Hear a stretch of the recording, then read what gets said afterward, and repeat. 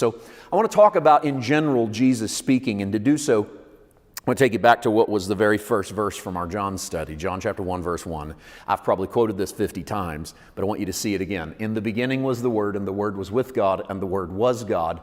He was in the beginning with God. The reason I put this up yet again is because that word is so vital to understanding who Jesus is. In the beginning was the Logos. It's the meaning and the expression of all of heaven. And whenever this chapter unfolds a little bit further, it tells us that the Word, the Logos, became flesh and dwelt among us. It tabernacled among us. So God took the spoken word and wrapped it up in the man Christ Jesus. So whatever Jesus was saying when he was on this earth was not something new. It was the exact same words spoken at the creation of the world.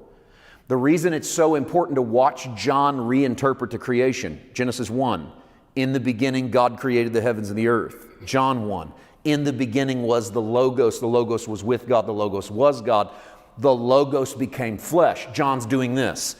Jesus is a part of the recreation of the world. But not only that, whatever God said in Genesis, Logos, whatever went out and hovered over darkness and brought order, whatever put an end to chaos, whatever brought man out of the dirt, whatever brought birds out of the sky and fish out of the sea, that's the Logos of God.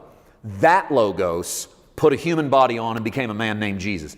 It wasn't as if Jesus changed the voice of God. It was that Jesus shows us the voice of God. So what Jesus says was not a new way of dealing with man. It was the way God always dealt with man. Everything else that clouds that up between Genesis and John isn't God. Let me say that again. It can't be God. There's no way around this reality. In the beginning, God created. Fast forward. In the beginning was the Word, and the Word was with God, and the Word was God, and the Word became flesh and dwelt among us, and we knew Him as the Son of God. In other words, what we saw in Jesus is exactly who God was in Genesis.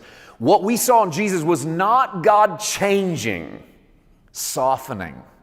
No, it was God. Anything else has muddied the waters. And so the Lamb is speaking what the Father was always speaking. He's saying to us what He was always trying to say to us. And He hasn't changed. So whatever comes out of His mouth is a reflection of the Creator God. It's a reflection of the chaos buster.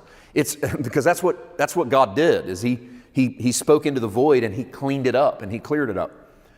But I want to take that then into the person of Jesus, who I believe, I'm crazy enough to believe in the man Jesus, the invisible man Jesus, as still being relevant in the world today. That's really what makes us who we are as believers, is we believe in the resurrected Jesus. I believe in the historical Jesus, but I don't put faith in the historical Jesus. I put faith in the resurrected Jesus. And for me, what that means is my faith is in that which is not seen. You know, people can talk about what was real in the Bible and what was myth. Can we prove this really happened, or did that not happen? And my response to those things is, frankly, I don't really care. I know that I'm not being lazy with that, but when you go, was Noah's Ark a real boat? Did he really put all those animals on there and then float? Was there a flood that covered the whole earth? I go, I don't really care. I think you're missing the point. There's a point to the story that has nothing to do with the historicity of it. I think it tells me a bigger story. And so I get the arguments, I get the defense of the arguments. I'm not worried about where we land on that, because my faith is not built on the timeline, it's not built on the geography, it's not built on the history, it's built on the resurrected Jesus. So I really do believe that Jesus exists in the realm of the Spirit, in the invisible realm, and that He manifests Himself in our lives. I think if He wants to show up and show someone, have a physical revelation of Him, He can do whatever He wants to do. He did it repeatedly in the New Testament. I've heard plenty of testimonies of people who've had Jesus to do that in their lives now. I don't argue with that or fight that.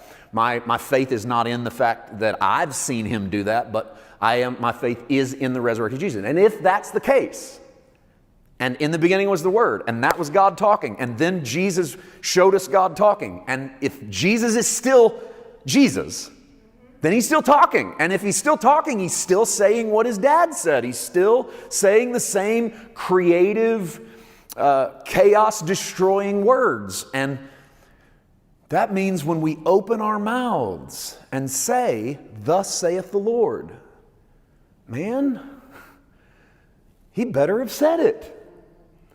Because we're playing with something pretty big there. You at least better be pretty confident you've been spending time with him, because if it doesn't line up with "in the beginning was the Word" and then what we know the Word manifests at in Revelation, don't take the Lord's name in vain and slap "Thus saith the Lord" on it.